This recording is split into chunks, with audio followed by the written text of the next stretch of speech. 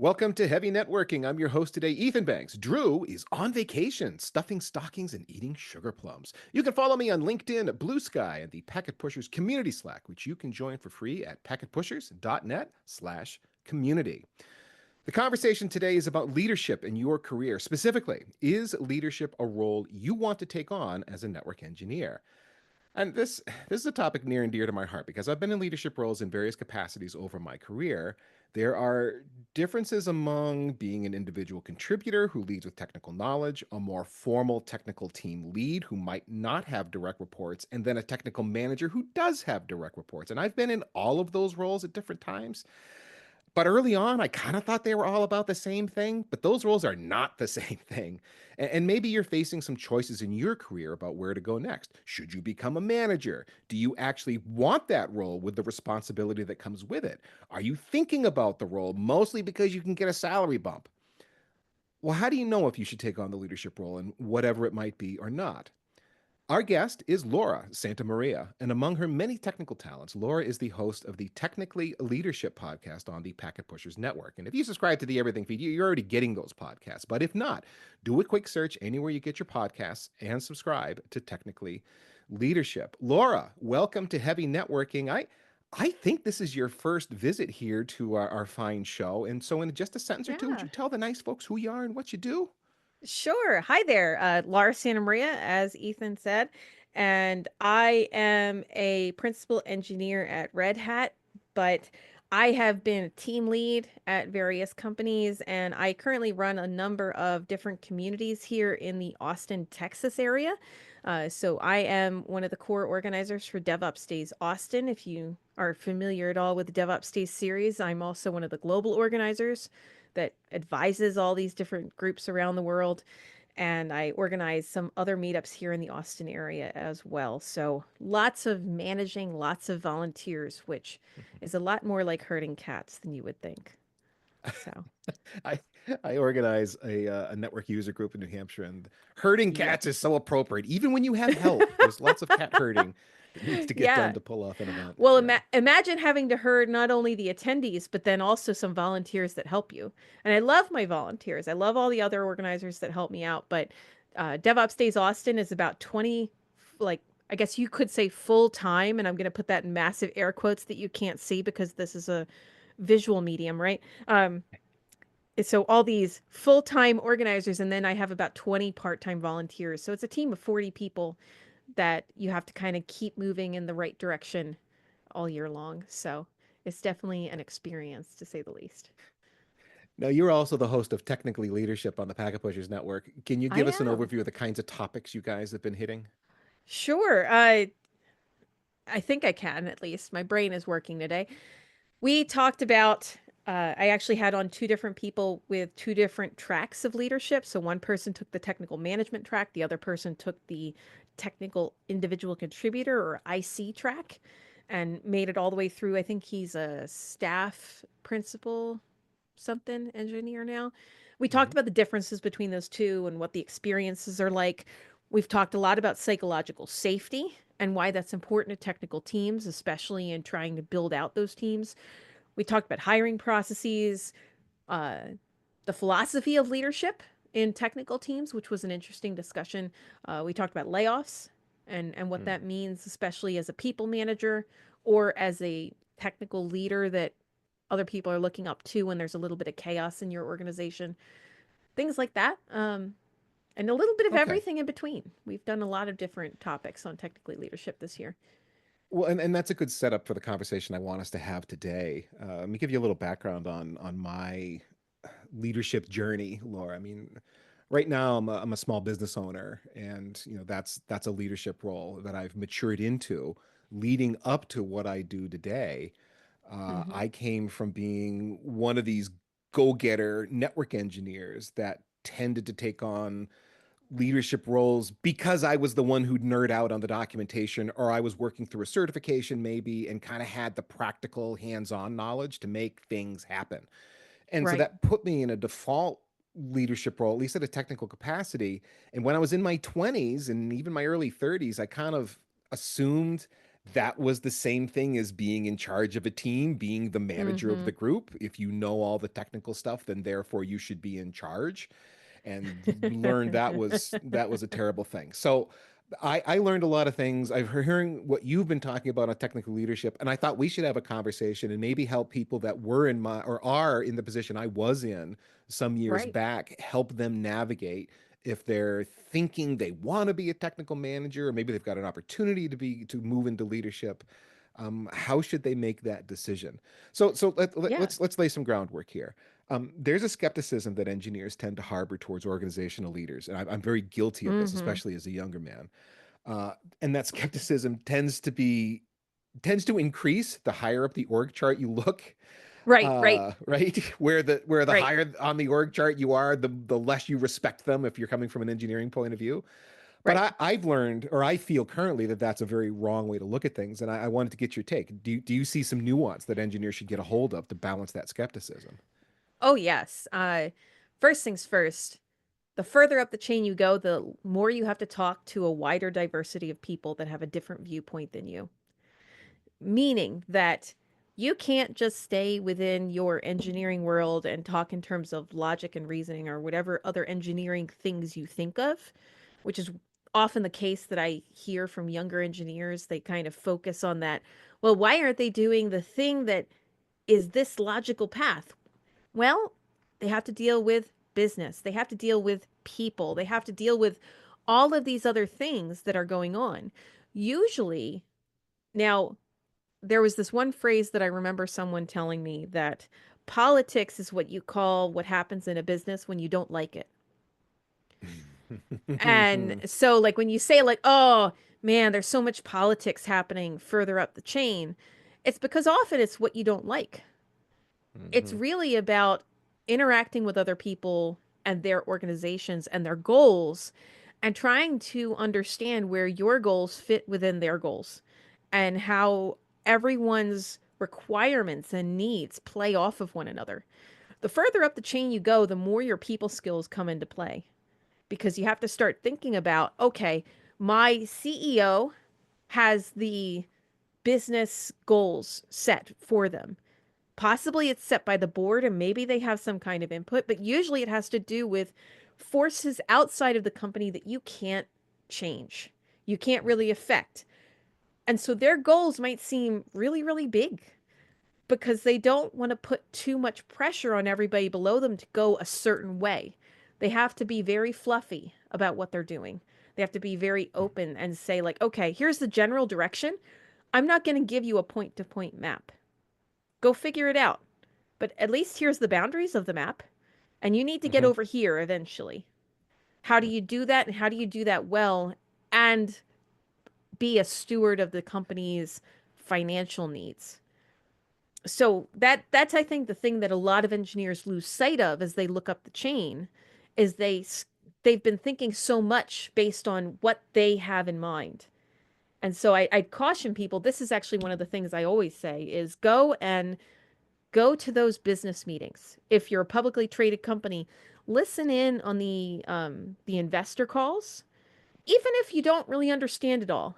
You start to get a sense of the headwinds that the company is facing, and that's usually what the execs, your CTO that you're maybe talking about, or your Yeah. CIO that you might not trust because they're like, oh, they're not engineers anymore. They've gotten so far away from it. Well, they're thinking about all these other business needs and trying to figure out how to translate that into something that engineering can do or ops can do. There's so much about it to think about. So much identifies with my experience where coming from the hallowed IT department in our fabric covered cubicle walls, you just see Yep. things a certain way. You see things in that very tiny point of view that's very limited as far as what's going on in the rest of the business, especially if you don't do, like you're saying, make the effort to keep up with what's going on within your company from a business perspective. And Mm-hmm. so you're seeing decisions get made and you're going, that's dumb. We didn't do the Yeah. thing. They didn't say yes to my budget proposal. Well, yeah, right? because there's a massive cash crunch that you're not aware of, and that's why. It Mm-hmm. may be that technically you put a brilliant solution together and they can't fund it. Not because they don't Right. want to, it's just impractical right now, or that money's got to go towards the acquisition that hasn't been announced yet Right. and nobody but four people in the company even knows about, and Right. so on. You Exactly. got to have that willingness to understand that you don't know everything that's going on from where you're at. And that's not to say the C-suite can't make dumb decisions. That can They, happen, but I yep, they think, do. I mean, but I they're think, human, right? right. Yeah. But Like, the broader reality is, we engineers that pride ourselves on being so smart with the keyboard and the mouse, making the right. thing that do the blinky blah, that we don't respect people who can't do that. And in fact, that's a whole different skill set that we don't have. Right. I mean, I'd say there's like two things that are part of that that I want people to think about. One, especially network engineers, we work with complex distributed systems that have a lot of different things going on. Every business can be viewed in the same way. It's just you have to change your thinking about Yeah. how it's viewed. So when you think about like, oh, hey, I'm going through this network and I'm going to give you some terrible examples because I'm not necessarily a network engineer. I know a little bit about networking. I know a little bit about a few different things, but I'm sure someone out there is about to scream at me. So whoever you are, hold your Just screaming. let, let Um, it go. I'll scream at her by proxy on your behalf. so if you imagine that you're working with like a campus network and there's all these different devices that you're trying to manage and keep straight going through, and you just happen to know that this little bit over here, there's extra latency on the west side of campus versus the east side of campus, and so you're doing little things. If somebody else comes in, they might not understand that you already have all of this perspective and you understand your distributed system really, really well. Think about a business the same way, except instead it's people and money and other things that are the distributed system that they happen to know this group over here is going to need some money soon because this is happening. Or this issue is coming down the pike somewhere out there in the world, and they're looking at that and going, that's going to affect the business this way. And so they're tweaking things as they go along. The other thing to keep in mind is that yes, they make terrible mistakes. Everybody does. We're human. And whenever you go to those executive Q&As or the like org leadership Q&A or whatever they might be, and I don't know how many times I sit in a discussion with other people and they go, "Oh man, like the CEO, all they did was they gave me non-answers." Or maybe you're listening to the investor call and you're going, "Wow, that's a non-answer." I hear that all the time. They kind of have to. If you're not aware, like you might be used to being able to give blunt assessments to other people in engineering because it's fairly straightforward. It's fairly It, and uh transparency is important, and right, so on. exactly. Yeah, because you want to be able to keep building something. This is that psychological safety question. You want to be able to say, like, hey, you made a mistake. I made a mistake. If a CEO said that during the investor call, suddenly the company tanks because admitting that you made a mistake means people don't want to spend their money investing in you.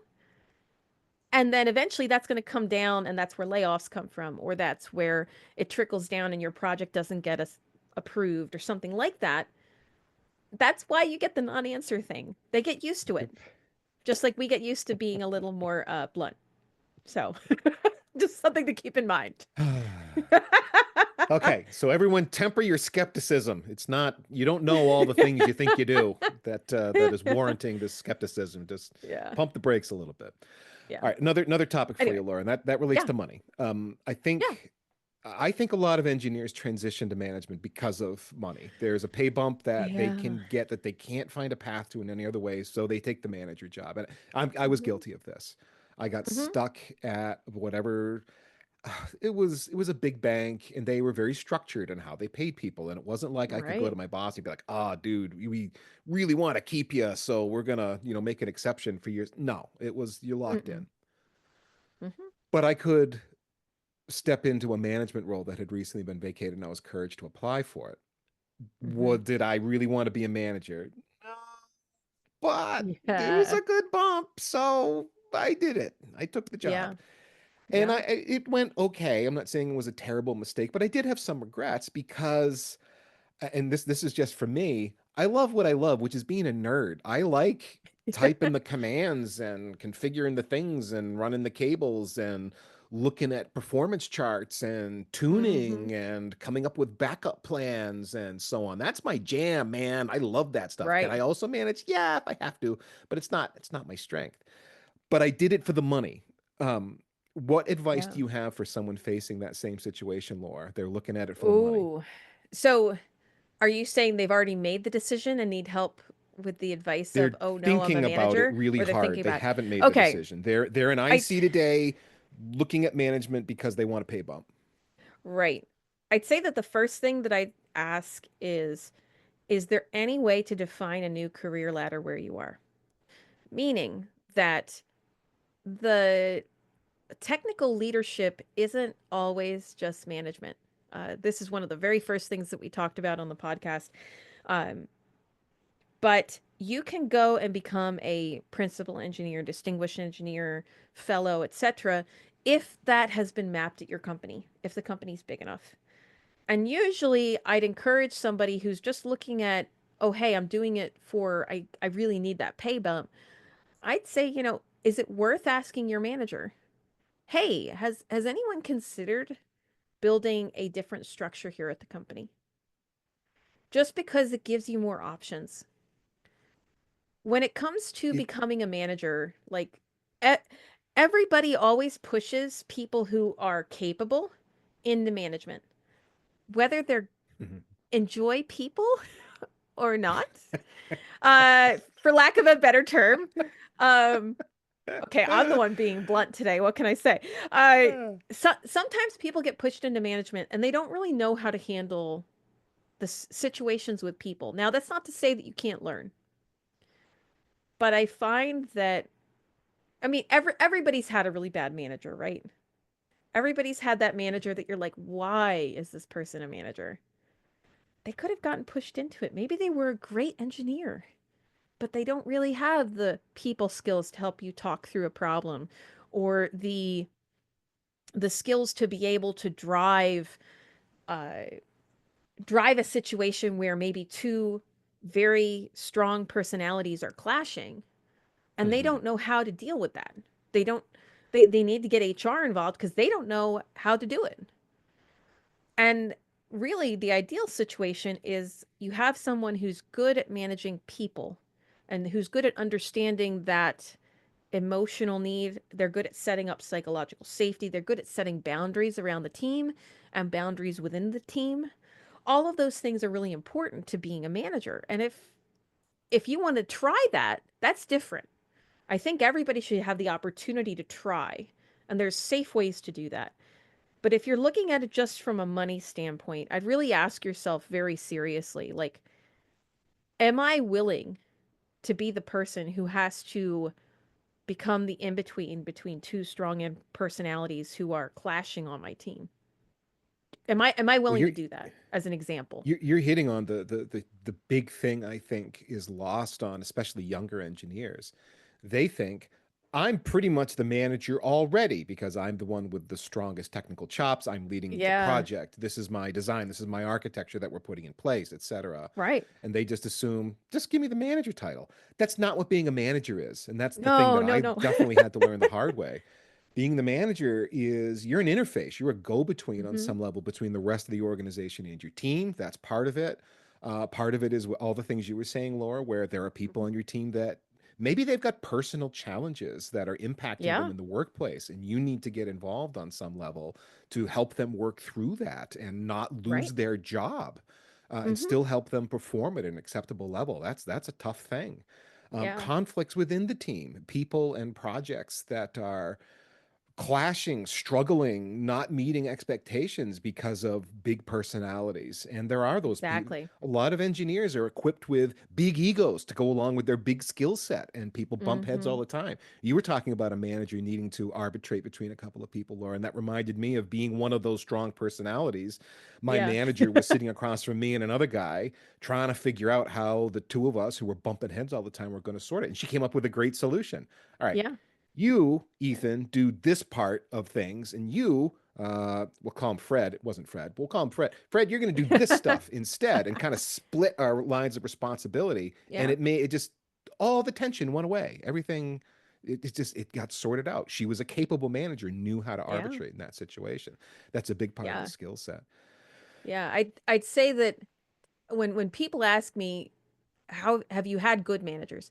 I've had some amazing managers, but I'd say the one that was possibly most surprisingly the best development manager was actually a UI designer.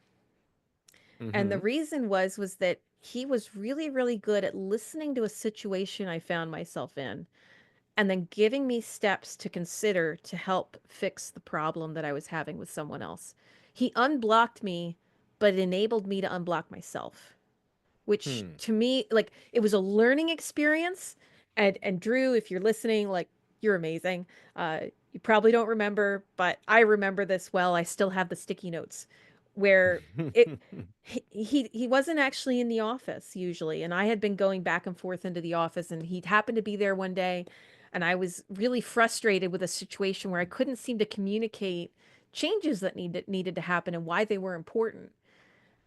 He sat me down and kind of walked me through with no real emotion involved, just like, okay, so you're running into this. Here's some questions I have for you. Can we answer those right now? And we walked through, and I have the sticky notes, and he's like, okay, try this next time to walk through what's going on. Use these sticky notes to kind of prompt your question. That was the fastest I've ever fixed a technical problem, like among people, was because of those sticky notes.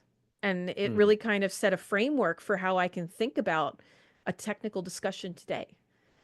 But the point I guess I'm getting at is that your skill at whether it's network engineering, understanding whatever that might be, or it's knowing like the Hmm. ins and outs of Python or whatever that is, it doesn't matter because that's not what managing is about. Managing isn't about those technical things. That's what a team lead is. A team lead's there to kind of help drive those technical discussions, or your principal engineer, your staff engineer, your distinguished fellow, whoever that might be. They come in to help kind of drive a technical discussion. But also, part of their goal is to teach you how to think about that technical discussion so that they can abstract themselves away from the conversation. Martin Smith was one of my first guests. His job at the company he's at is to go from team to team. He goes into a team that's having technical difficulties. He helps drive the technical solution, but he makes it so that those engineers can then continue to run with it and he can then be parachuted to another team. Hmm. That's like kind of the goal of a technical leader is to not be needed to be there to make the decisions. But again, their title was not manager or group manager, Right. team. It was right, Yes. technical team lead. Yeah. Right. And then Yeah. the manager themselves is somebody completely different. And Yeah. one other thing to think about when you think about, oh, I should be the manager. I have this or I have that, or even if you're just considering it in general, understand that you get the good parts, which is the hey, my team did this, and you're empowering other people, which is wonderful. It's a wonderful feeling to empower everybody else. But one of the hardest things to do is lay everybody off. And the Hmm. question is, can you do that? Can you honestly understand that there's a reason that the company needs to do something like that? And can you do it in a way that's humane? Yes. So it's a hard one. And It's a if hard you one. can't Yeah. if you can't I find a way to do that or let somebody go because they don't fit, if you can't do that, or if you think like I'm not sure, maybe then you could kind of learn from a mentor or something like that. That's different.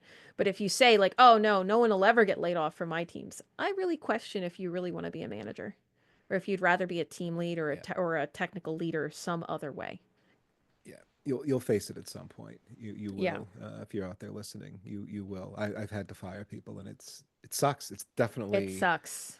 the Yes, it does. crappiest day for me is when I'm in the situation of I got to let somebody go. Yeah. That is the worst, and you'll face it because you feel bad for them, you feel bad for their livelihood, you feel bad for the Right. contributions they've made to the team, and there's all kinds of reasons why you might have to let someone go, and none of them make you feel any better about having to do it. Right. It's just Yeah. it all sucks, and you will face it, so for Yeah. sure. Anyway, sorry to Okay, bring us all the so way down. but this is actually a really good segue into my next question, Laura, which is Yeah. this: describe the engineer persona that would or would not succeed in a leadership role. Ooh. Ooh. Can you be wrong in public? Yes, please. If you can be wrong in public, you could be a manager or a technical leader. If you can't Mm. handle being wrong, You mean I because of hate ego or something, too embarrassed ego or or actually I'll be honest, imposter syndrome. If you feel mm-hmm. like you can't be wrong, you need to work on that before you take on technical leadership because you need to be able to sit there and go, I'm wrong and acknowledge that. Because one of the biggest things for any technical leader isn't it's not like, oh hey, we're going to ship this product, we're going to do this. It's teaching someone else or like kind of propping up someone new, helping them move forward and helping them learn something. So, whether you're a people manager who is maybe helping somebody deal with a conflict at work, or you are a technical leader, like a technical IC leader position, where you're trying to teach a junior engineer something, you have to be able to let them run with it and realize that, they might be right. And if you can model that, you build up so much trust in an organization. So I'd say that like that's one big question I have for you is when you say like a if you're an engineer and you think you're the persona, you're it. Well, can you be wrong in public and be okay with that? That's a big part of it because also it tells me that you can put your ego aside in what's going on because hey, different things come in. But this is like the first question that comes to my mind. Either way, can you be wrong? it's it's a good one. It's a great one because inevitably you will be, but having enough self-confidence to realize there is so much complexity, especially when you're doing it's a Mm-hmm. heavy IT delivery stack. There's a lot going on. There's Yep. networking, there's security, there's storage, there's cloud, there's a lot of Mm-hmm. pieces and parts to make all this thing happen. And that's just the infrastructure, let alone the application riding on top of this thing. Right. Yep. Okay, you're going to recommend something, you're going to hear a troubleshooting scenario, you're going to be given a project proposal, you're going to get something Mm-hmm. wrong, something's going to happen along the way, you're going Yep. to forget something, you're going to not remember how something works, you're going to misremember how something works, Mm-hmm. and someone's going to correct you.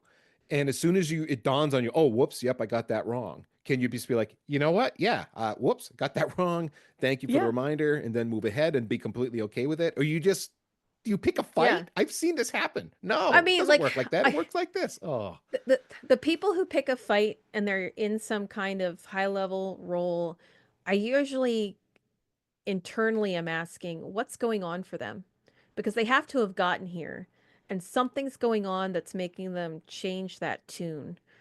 Uh, or they were pushed up and they really shouldn't have been. That's a different question. Uh, but I will say, being willing to be wrong in public doesn't necessarily mean that you don't have imposter syndrome. And I just want to touch on that for just a second because hmm everybody gets imposter syndrome all the time. Like, I have heavy experience over here with some things, and like, I'll be running a conference, I might be up there emceeing, and I have imposter syndrome. I don't know how many times I've been on stage. I get imposter syndrome before I get on stage.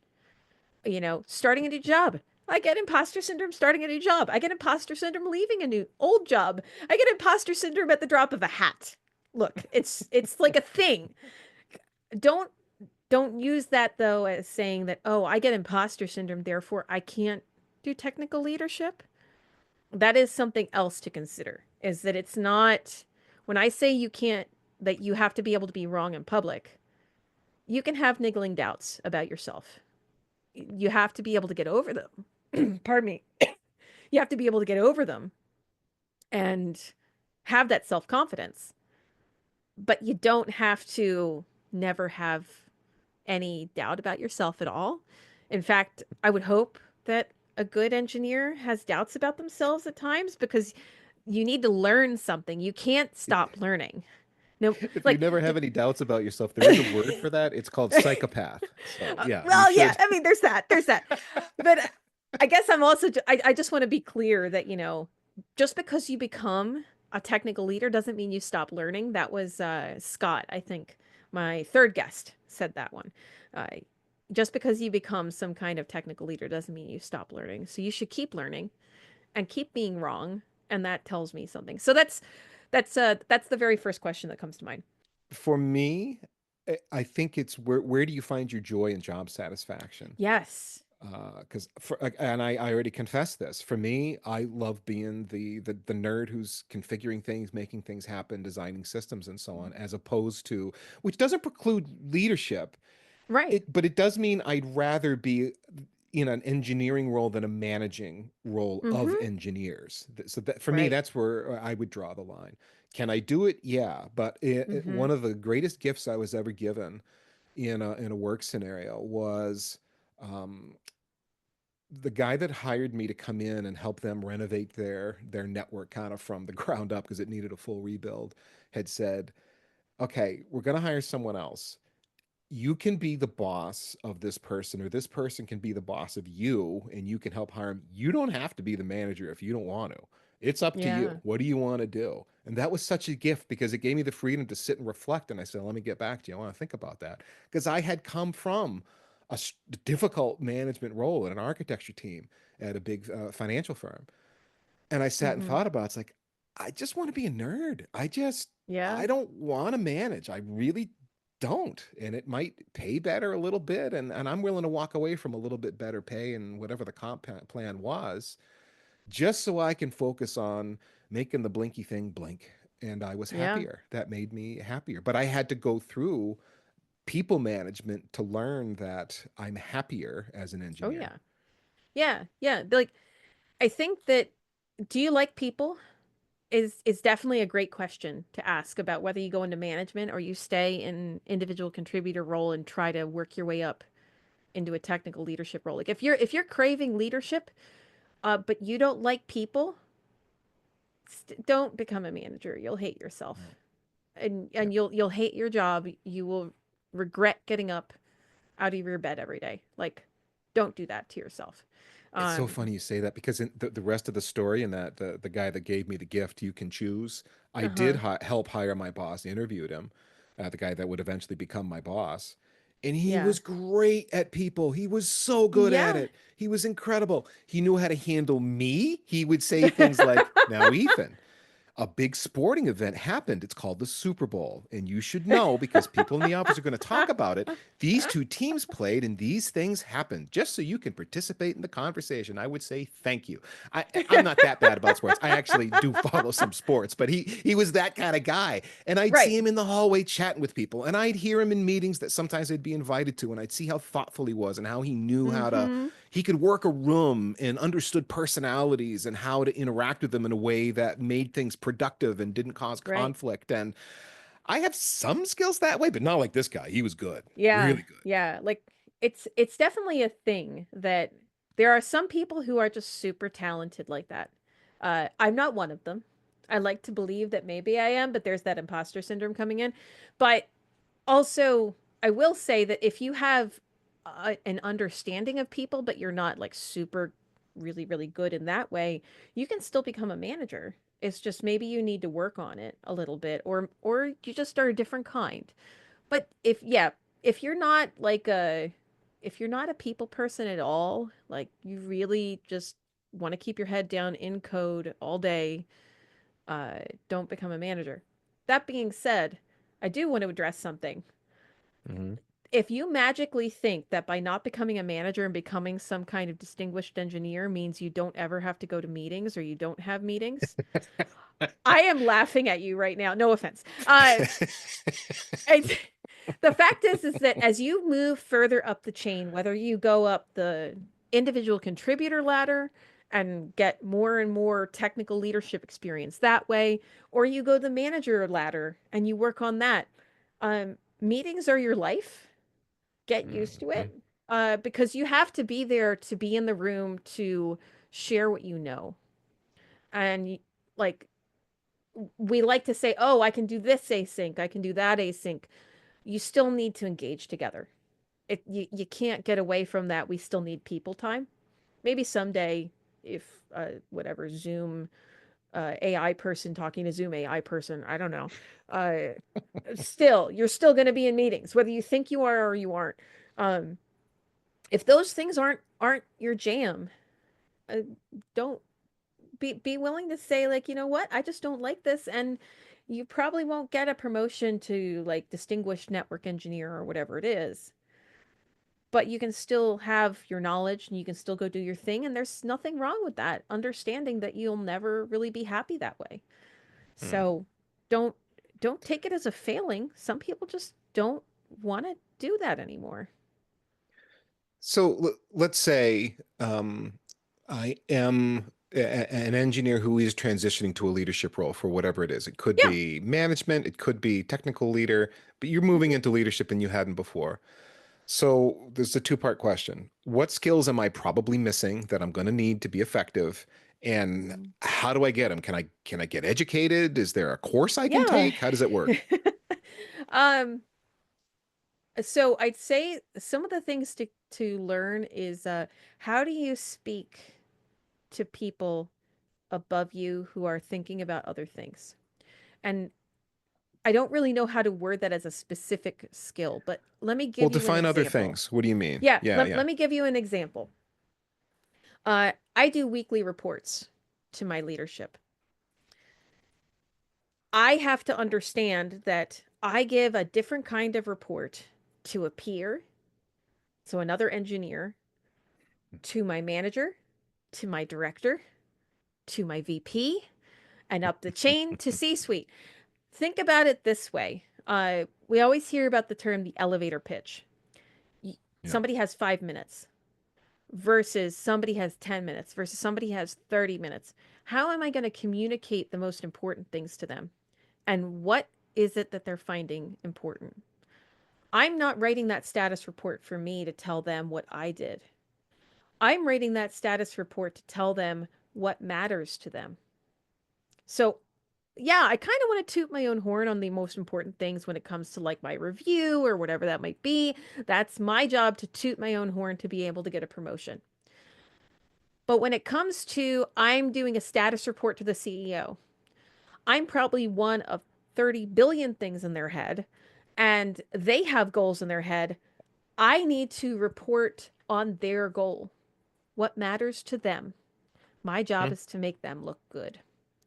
So, So can I throw in a yeah, go quick ahead. example here? Okay. Yeah, yeah, yeah. So, network engineers, your immediate boss maybe cares that you just redesigned your layer two spanning tree topology so that you're not going to have the instability that you've been having. That was what you did in the last maintenance window when things have stabilized. Your boss might care. The C-suite, no idea what those words even mean. But I you know I what don't they know what care those words about? mean. The repeated network outages that have caused downtime have been fixed. Yes. End of Yes. full stop. You're done now. Right. That's their goal. That's what they want to know. Oh, I don't have to worry about that anymore. Whew. Okay, next person. And all they remember is that you got the thing done. That's what you want them to remember. Not that you memorized what was that? Memorize the layer 2 network structure. I don't even know. Don't even Anyway, you're just go. Just go. I won't go there. Um, no, but my point is that along that line is that you have to understand who you're talking to and tailor your communication accordingly. And that skill is probably one of the hardest skills that I find people need to learn. And mentoring helps. Having someone who already knows how to do it to review your status reports the first bunch of times helps because they can usually give you information on, so that probably won't matter. Try this instead. Or that's too long, tweak it. Be ready to spend a lot of time doing that at first. Or like it doesn't have to be on a weekly status report. I'm just using that as an example. Um, the other thing on learning that, don't necessarily assume it's only in tech. There are so many like leadership, LinkedIn learning courses, things like that, that talk about how to tailor reports or do things like that. Branch out. Don't look for, the last certified associate's exam or whatever like that. That's not what this is. People don't make exams like this, or I shouldn't say that. I'm sure somebody does. I don't really put a whole lot of stock by them unless I really need it. So usually I'm learning it as a mentor-mentee relationship as I go along. So that's one skill that I'd say as an engineer moving into some kind of leadership role. That is probably one of the biggest ones to go learn is how to But manage your communication channel like that. but to your point, and maybe there's other skills we need to talk about that Yeah. we're lacking and we should get. But there's a point here that these are learnable skills, and Yeah. there is courses I could take, books I could read that are going to help Oh, me yeah. get those skills. Right. I'm just saying, look beyond tech to find it. Yeah, I think a yeah. lot of people like assume like, oh, if I don't find it in the tech stuff, I can't. There are many, many management books that are out there. If you go wander, and I'm going to say Barnes and Noble, I don't know how many of you know Barnes and Noble. Like, I love Barnes and Noble. It's a physical, Um, that's a physical place. You walk it's in and there's physical books on shelves, store. It's a like a thing, and then library, kind like a of. library, right? Or you could go to a library, but the point is go find the business section and just peruse the bookshelf. You'd be surprised what you can find there that explains how to do this. Yeah, you could search on the internet too, don't get me wrong, but I'm just saying like there are books out there that explain these processes that you could go learn from. Or find someone else who can do this with you. Or tell your manager, like, hey, I'm looking to move into this leadership role. As part of getting ready, I want to kind of do better about my communication up chain. What do I need to learn? Now, they might not know it, just to be fair. Your manager might not know how to do this either. Uh, Depends on if they got pushed into management because they were a really, really good engineer or what. Hopefully, you know that by now. But understand that not everybody knows this, but this is how you really become that. That's an amazing manager. Or if you want to climb up the leadership ladder, either way, that's how you get promoted, is because Hmm. you've done the work to show that you know how to communicate up the chain, and they then decide to pull you up along with them. And that's usually how Okay, it so works. you've led with communication Hmm. as a skill set that a typical engineer is going to need to improve on to succeed in a leadership role. We've also Yep. talked about people management, interacting with people, which Right. is part and parcel of communications. Those are Hmm. very closely related disciplines. Anything else you want to bring up? Yes. Kind of along the lines of being willing to be wrong is mentoring. Okay. If you are moving into more of a technical IC leadership role, understand that you have to bring up people below you to think at your level. And you can't do everything. No more running around trying to be what I call Brent, which is from the Phoenix Project, the one Right. person who knows how it works. Don't you have to I've learn been that. I know I've you been have to Brent. learn I've been that Brent. I've skill. been Brent. You have to learn that skill of someone's going to share their screen and you have to watch when they type in the commands wrong and you have to let them fail and you Hmm. have to help them understand why. There's a wonderful article about there out there called on being a senior engineer. I think that's what it was called. It's it's a long time ago that that blog was published. I hope it's still out there. I want to say it's like a kitchen sink blog or it's something having to do with the kitchen. I can't remember what. And in that one, there's this really great explanation that you're learning how to basically ask questions of someone who is less experienced than you to lead them along the path of understanding what it is and then letting them be wrong Hmm. and letting them learn from it. And you are creating situations and scenarios where the person can learn to be wrong and fix it because one, you're creating psychological safety on your team. You're allowing them to get into a situation where they are wrong and that it can be fixed. Two, you are building up people underneath you so that they're solid, so that eventually, let's say that you're staying on a team as a leader in some capacity, and you say, hey, we need to go do this, and it's unstructured. They will be able to figure it out from that unstructured idea. Uh, Usually, there's a wonderful career ladder that you can try to find. Some companies don't have it as well, but I always learned it as you climb up the technical leadership ladder, your scope, what you think of in a company widens. And so you need to be able to have that wide view and still have a little bit of the forest for the trees. But you need to teach everybody else underneath you how to start thinking that way and lift them up along with you. So yeah, letting go of being the one doing everything and Yeah. learning how to ask questions that lead people without leading people. They need to be able to come up with solutions, and sometimes it's not yours, but it's close enough. So I'm going to raise the objection that I have Okay. experienced myself because I've lived through this, allowing people to fail, that I think other engineers are going to be thinking about this too. If Yeah. you're watching someone do, I don't know, database administration and they're about to drop a Oh, table, no, don't, whoa, no. if they're logged into a core switch and they're about to say no router OSPF or no router BGP or something, I mean, don't let them fail that No. hard. No, But no, no, no, no. I'm saying that it's curated failure. That's a term I'm making up right now. I Curated like it. failure. Yeah, why not? But it's the idea of saying like, okay, here is a safe thing to go try. And when they fail at it, because maybe it's a little bit of a stretch for them, when they fail at it and they come to you and they say, it didn't work. Well, okay. So why do you think that happened? I'm not going to tell you what was wrong. Not off the bat.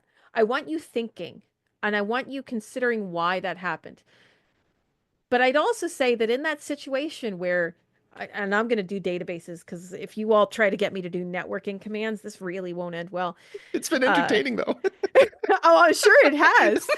Um, Do databases, do but database. well, so if I'm not 100% sure that that engineer knows not to drop a table in prod, there should have been a guardrail that prevents them from doing that. Yeah. And so I always talk about the concept of guidelines and guardrails. Guidelines are our playbooks. This is the how do you do something step by step? But guidelines are also just kind of those making sure that people understand the rough way of doing something. And these can be bent and changed a little bit and tweaked for a situation if you already know what you're doing. Guardrails are hard. They prevent us from going off the road. And guardrails are there to provide safety, usually automated safety, as people learn something. So, it's kind of like bumper cars, except instead we're driving real cars and there's a guardrail on a mountain road. Guardrails prevent you from tumbling down the mountain, right? Guidelines are here are the lines on the road. And if you need to swerve around something, you can. There's nothing stopping you. But the lines on the road are what are kind of keeping you there. So if you are setting up somebody up in a situation and they don't have the guardrails to prevent them from doing something that's not great, like dumping a table in prod or dropping a table in prod, there's a problem that you as a leader should have fixed already. Hmm. Sorry, I hate to tell you that. Now, there's a different story of like, hey, they have to get to the point where they can push to prod sometime. The very Yep. first time I deployed an entire massive system by myself was the most nail biting experience I've ever had. I was running an Ansible playbook. This was such a long time ago. And I basically bribed the head engineer with a case of beer to come in that night with me to go do the deployment. I was going to ask you if you had someone looking over your shoulder because this is the Ugh. way I've handled it. If I'm Yeah. mentoring someone like that and I've been bringing them along, it's like okay, it's time for you to drive. I'm Yeah. going to be there for you. I'm going to make sure it doesn't blow up in your face, but you're Yeah. driving. That was a Yeah. good This transition. this was the in this case there wasn't actually anybody else running this entire system. I had to figure out how to figure out deployments all on my own. It's a whole story. But this was somebody else who happened to have worked on the system once a long time ago. I basically bribed him to come in and just watch. Hmm. Uh, but he wouldn't have been able to do anything. I found that out later. He Oh couldn't no. have fixed it, but it gave me the confidence to go do it. So why not? Um, but that's like an example of doing it. The other example I'll use is back when I was a science educator in a science museum. I was teaching kids how to solder, and the guardrail was actually my own fingers. I put my hands over their hands because we couldn't find gloves small enough for most of these kids, Mm. heat resistant gloves. So my hands were the heat resistant gloves. If they were going to burn anything, they were going to burn me. That's kind of one way to do a guardrail, is if it's going to burn anybody, it's going to burn me kind of Hmm. mentality. Usually that gives you enough self-preservation skills to not let them burn you. So in the case of like dropping a prod table that would take down the entire system, I'm the one going, wait, wait, wait, wait, wait, wait, wait, wait. Yeah. Or I'm going to slam the laptop closed before they Right. touch it, right? Uh, because they're logged in on my account or Right. something like that. Like, Oh. that's not the way to do it. I'm just saying, like, make it so that if they burn something, they burn you, Yeah. not the system that they're building, Yeah. things or themselves or something like that. So, yeah, getting back to the original point, like if you're going into leadership, you have to find a way. You have to understand ways to prevent someone who you're helping to bring up, because you have to also be a teacher. You have to be able to mentor, but you need to be able to bring that person up with you by curating their ability to fail, because they have to learn somehow. And most of us don't get a chance to just learn in sandboxes all the time. So, It's funny anyways, how important failing is in yeah, technical disciplines. I've learned the most valuable lessons when things don't work as expected, or I screwed up yeah, and I did it wrong. To the point that when things go smoothly, I'm like, oh crap, I didn't learn anything. Oh yeah, no, that exactly. shouldn't. I didn't Well, expect that to actually work. that's when you sit there and go like, wait a minute. So what did I do wrong? Because that was Right. supposed to break, wasn't it? I. Like that's usually where my brain goes. I will say, Oh. as a manager, like a people manager, testing on real life people isn't a good idea. So the curated failure, there's a little bit of a question mark there for people managers, because you don't want to screw somebody's payroll up. That's not great. But you will fail, and be ready for it. Be willing to. All right, I've got a couple Anyway, more questions for you. Now, you yeah. mentioned mentoring other people, and we talked about that Mhm. being a skill that we need. But let's flip that on its head. If I'm going into management, is getting a mentor to help me learn to become a leader, is that a thing? And if so, how do I go find a mentor? Usually your company will have some kind of mentor program if you're a large enough company. One company, I can't mention which companies, so just so that you know, don't go looking through my LinkedIn trying to figure this out. Um, One company actually contracted out with a management company, and they would provide that as an option for new managers. One company would create these informal mentorship circles where managers could join. And usually that's a really great way to meet other mentors, like meet people who will mentor you. Um, I will talk about one company. I have the book somewhere. I'm just thinking about where it is. Rackspace used to have this amazing management boot camp like thing where you spend a week learning how to be a manager, and then they sent you home with a book that was just Hmm. full of all of the advice that other managers could give, that they curated over like years of This is a stuff. Rackspace internal book? This was a Rackspace internal book. I have a Oh, how copy. awesome is that they would do such a thing? That's Oh great. yeah. Yeah, and like so you went through the management boot camp, and it talked about like hiring practices and like things specific to Rackspace, but they also had like curated uh book club like stuff. One was called Influencer. There's an actual book called Influencer out there. Um it's white with a green cover. Great book. But there's stuff like that they did, and then they sent you back with this book. And it was this idea of, okay, you've built up this culture of, here are other all the other people in your cohort who became a manager around the same time you did. You can ask any of these peers of yours a question, Or you can go find any of the people who show up in this book and ask them a question. Mm. And it was this massive mentorship network. I don't know if they still do it. They probably don't, but it was amazing. And so, like, that's the kind of experience that I'd love other people to have. So, if your company offers that, take advantage of it. It's free. Go do it. If your company doesn't offer that and you're kind of on your own, like maybe you're a small business or something like that, the first thing I do is say, go out and get yourself a mentor from your local community. Hopefully, you're already involved. Usually, that's the best way to kind of build yourself up into a leader. Either way, is you're learning from other people who happen to be out in your local community. So, here's my plug for all of the meetups out there. Hi. Um, Is Masters Group, something like that? Do you know the one I'm talking about? uh, That might be an Toast entrepreneurial thing. Toast, Toast yes. Toastmasters. So Toastmasters. Toastmasters is great for working on your communication and your speaking skills. So definitely, if you want to go try a Toastmasters, that's great. I'd say like that's one option in your toolbox for it, but it doesn't really teach you about like the people management side or Mm. the how do I drive a technical discussion side.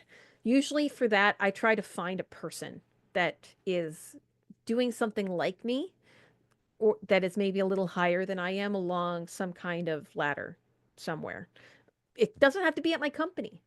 I have somebody, Boyd, who was on my on the podcast with me. We were having a little too much fun during that episode. Uh, Boyd is a great mentor for me because he's been up and down the ladder multiple times, and I can usually ping him and say, "Hey, I'm dealing with this situation." And remember, don't give away confidential information about your company. Just a reminder. Um, Saying that so that I don't get a sudden phone call myself. Uh, but usually they're able to kind of get enough context to give you some advice to think about. So it is it worth it? I don't think I actually answered that question, but it should be pretty obvious. The answer is yes. I think mentors are a great thing to have. It doesn't have to be a formal mentorship. It can be an informal somebody you can ask questions of. You can get leadership coaches. They're out there. Are they worth it? I don't personally, I don't think they're worth it till you get to the executive level. VP Mm. and up is when I think that really leadership coaches really shine. Mostly because there's just so many other people who are managers and directors who are really good at their jobs, or principal engineer, or staff engineer, or distinguished engineer, or fellow. They're really good at their job. And usually by the time they're that high up, they want to talk to you. They're more Mm. than happy to have somebody that they can kind of educate and mentor because that's why they got there in the first place. So often that's more what I look for until you get more to that VP level. I know people who are out there, life coaches and leadership coaches. I know a number of them, and I think most of them would agree with me that it's really when you start to deal with handling situations that are very amorphous or politics. Remember, Mm. politics is only the things that you just don't like. That's when I think those leadership coaches really come into play. But that's my Mm. take. Some people may disagree with me. If you want to pay the money for it, go for it. It's up to you. Okay, one closing question that Yeah, sorry. I I'm honestly just like don't know how you're yammering going to at you. react. No, no, this is good. Laura, you're dropping gold. This is wonderful. This is a great conversation. But so one closing question that I'm genuinely curious about, but I don't know what you're going to say here. Yeah. But it's this, and it pertains to networking as a discipline, because as a Uh-oh. technology silo, networking touches everything, right? Right. Development, infrastructure, operations, security, and more. Is there something about the somewhat uniqueness of the discipline that would help a network engineer transition and serve effectively as a business leader? Ooh. Ooh, I like that question. Yes. You're already thinking on larger scales. Just think about that for a minute. You're already thinking on a large scale. You're already used to chaos in the physics sense. No, in the physics sense of the word. I'm not talking about just chaos, like, everything's on fire. Though actually, that is actually really useful. Um, but whenever people are involved, whenever humans are involved in any, and I'm going to get like really sciencey real quick. I studied as part of my degree program in college. I studied earth science systems. So I learned systems science thinking and systems science. Whenever there is uncertainty involved in a system, we call it chaotic because you can't predict what's going to happen. Whenever human beings are involved in any kind of computer system, wherever they touch it, you can't predict what they're going to do. And I think network engineers and by extension infrastructure engineers, we work in a very chaotic distributed system. A system where any small change done by a human being is unpredictable and its effects on the system will change. Sure, we can predict that the data will go from here to here on a higher level. And we know that when we run this command, this is what happens. But I'm saying, think about it a little bit deeper and think about it from the point of view of you have packets moving around on a network. Do you know exactly where those packets are going to go? Not really.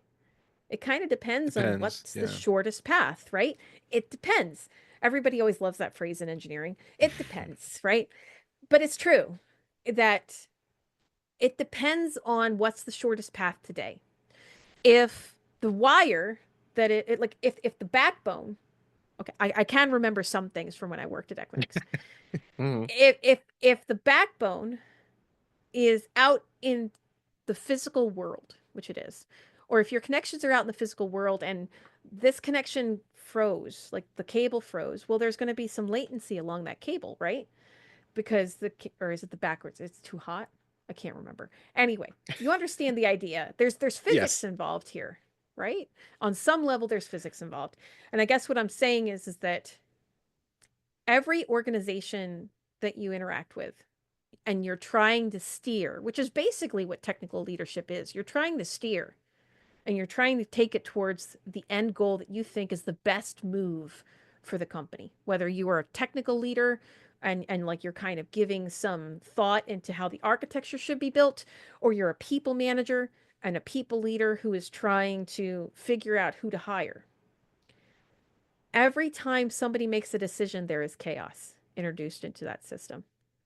You're already used to thinking on a system science scale.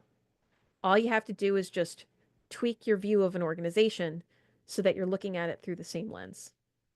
Mm. And I think that's the unique thing that makes it easier for network engineers and for infrastructure specialists to go in and work in an organization as a leader. Mm. I like to close on that, Laura. That's tremendous. How do people follow you on the internet? Sure, sure. You can find me on Blue Sky.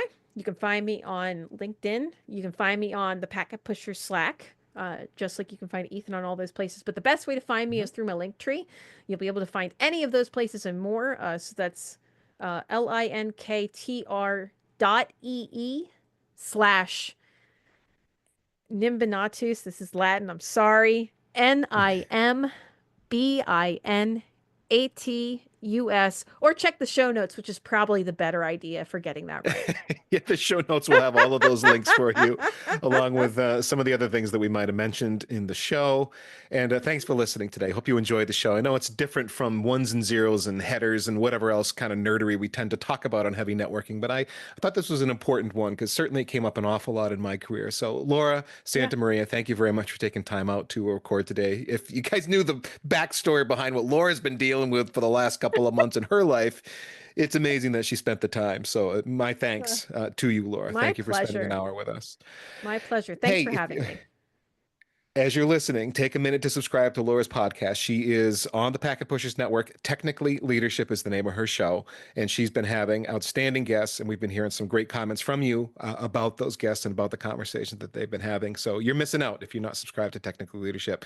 Now, if you have comments about this episode, requests for future topics you want to hear on heavy networking, send us a follow-up at packetpushers.net/follow-up. Also, you can purchase fine Packet Pushers merch at store.packetpushers.net and let us know what you'd like for merch if you don't see it. There's a ton of things we could put in the merch store. So if you're like, oh, I wish I could get X, whatever the thing is, let us know and we'll see. Maybe that's a thing we can put up there for you.